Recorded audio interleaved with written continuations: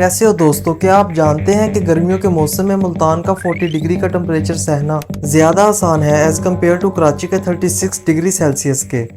जो लोग इस चीज़ को नहीं जानते वो शायद एक्चुअल टेम्परेचर को देख के कहें अरे टेम्परेचर तो 40 या 41 डिग्री ही है, कोई इतनी ज़्यादा गर्मी नहीं है।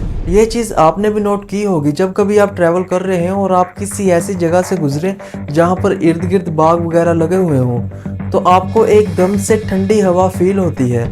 आपने अक्सर अपने मोबाइल फ़ोन्स पर देखा होगा कि टेम्परेचर लिखा होता है 38 डिग्री पर फील्स लाइक 52। इसको प्रोटेक्ट करने के लिए लाज भी मौजूद है लेकिन उन पर काम वगैरह कोई नहीं होता।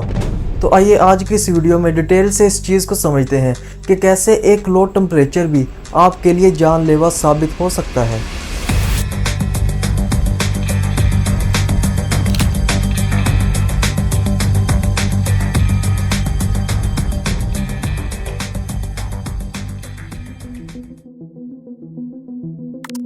पिछले माह सिर्फ 6 दिनों में 568 लोगों की डेथ रिपोर्ट हुई। The reason is extreme temperature, जिसमें से 141 डेथ सिर्फ 25 जून को हुई थी।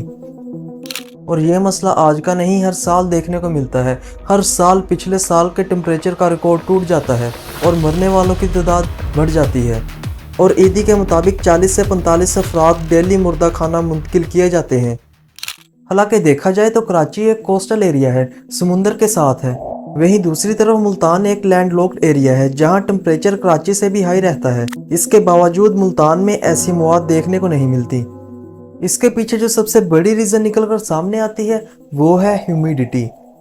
अब ये ह्यूमिडिटी है क्या? ह्यूमिडिटी मतलब हवा में पानी का मौजूद होना। अब ये हाई ह्यूमिडिटी से होता क्या है? जितनी ज़्यादा ह्यूमिडिटी हवा में मौजूद होती है हमारी बॉडी के लिए उतना ही ज़्यादा मुश्किल होता जाता है पसीने को वेपोरेट करना।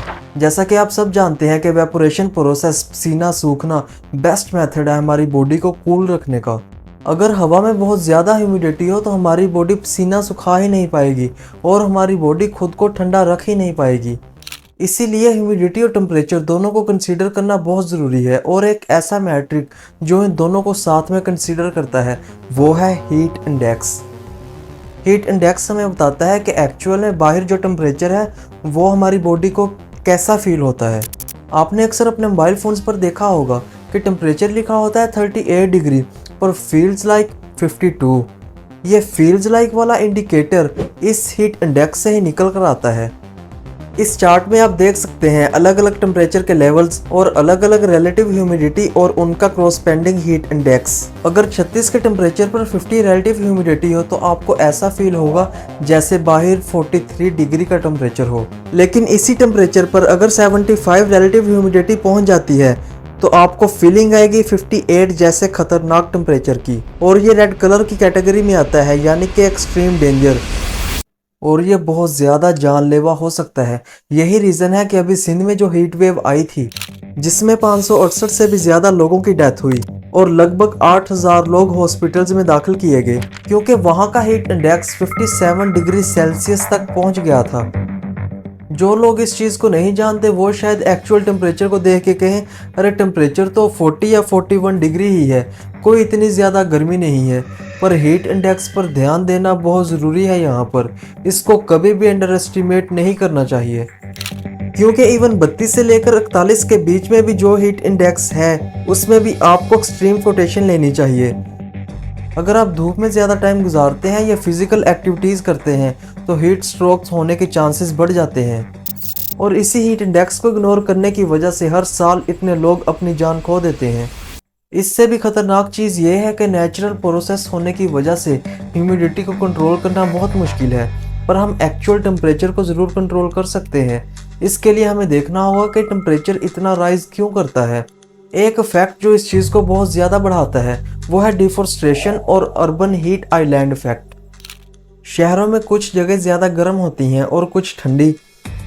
ये चीज़ आपने भी नोट की होगी जब कभी आप ट्रैवल कर रहे हैं और आप किसी ऐसी जगह से गुजरे जहाँ पर इर्द गिर्द बाग वगैरह लगे हुए हों, तो आपको एकदम से ठंडी हवा फील होती है। जहाँ पर पेड़ पौधे होते हैं वहाँ पर टेम्परेचर ज़रा कंफर्टेबल रहता है। लेकिन जिन एरियाज़ में सिर्फ कंक्रीट से बनी हुई बड़ी बड़ी बिल्डिंग्स हों वहाँ गर्मी ज़्यादा होती है। इन जगहों को अर्बन हीट आइलैंड कहते हैं। इसके पीछे रीजन ये है कि कंक्रीट और ग्लास जो बिल्डिंग बनाने में यूज होता है ये हीट को अब्जॉर्ब कर लेते हैं और फिर रात को रिलीज करते हैं। शहरों में वेंटिलेशन और एयर सर्कुलेशन वो भी इतनी ज़्यादा अच्छी नहीं होती, जिसकी वजह से ये इलाके और भी ज़्यादा गर्म हो जाते हैं। लाहौर में अभी 8 मई 2024 को एक स्टडी हुई जिसमें देखा गया कि ग्रीन स्पेसिस जैसे कायद-ए-आज़म कैंपस और मॉडल टाउन पार्क इनका टेम्परेचर 3.7 डिग्री कूलर था as compared to nearby इर्द गिर्द के अर्बन एरियाज के। तो पेड़ एक ऐसी चीज़ है जो हमें एक हेल्दी इन्वायरमेंट दे सकती है। इसको प्रोटेक्ट करने के लिए लॉज भी मौजूद है, लेकिन उन पर काम वगैरह कोई नहीं होता। डिफॉरेस्टेशन यानी पेड़ काटने में पाकिस्तान इस वक्त एशिया के लिस्ट में टॉप पर है। The world bank green emergency की रिपोर्ट के मुताबिक पाकिस्तान में हर साल कुदरती जंगलात का 66,700 एकड़ कम हो जाता है, यानी 66,700 एकड़ पर मौजूद जंगलात काट दिए जाते हैं, जिसकी वजह से टेम्परेचर तो ऊपर जाता है पर बायोडाइवर्सिटी पर भी गहरा असर पड़ता है। नेचुरल डिजास्टर फ्लड्स देखने को मिलते हैं, पहाड़ी इलाकों में लैंडस्लाइड्स देखने को मिलती हैं, लाखों लोग बेघर हो जाते हैं, मारे जाते हैं। और अगर ऐसा ही चलता रहा तो फ्यूचर में ये और भी ज़्यादा खतरनाक हो जाएगा। तब हम दरख्त लगाने की तरफ तो भागेंगे, लेकिन शायद उस वक्त बहुत देर हो चुकी होगी। तो हमें अभी से कदम उठाना होगा। हर शख्स को कम से कम एक दरख्त अपने नाम का ज़रूर लगाना चाहिए। आपकी ये छोटी सी एक्टिविटी लाखों खानदानों को बर्बाद होने से बचा सकती है और फ्यूचर में आप खुद भी सिक्योर रह सकते हैं। आपको ये इन्फॉर्मेशन कैसी लगी कमेंट करके बताएं और अपनी राय का इज़हार ज़रूर दें। हम आपके सारे कमेंट्स पढ़ते भी हैं और आपकी राय की कदर करते हैं। मिलते हैं एक नई वीडियो के साथ, तब तक के लिए अल्लाह हाफिज़।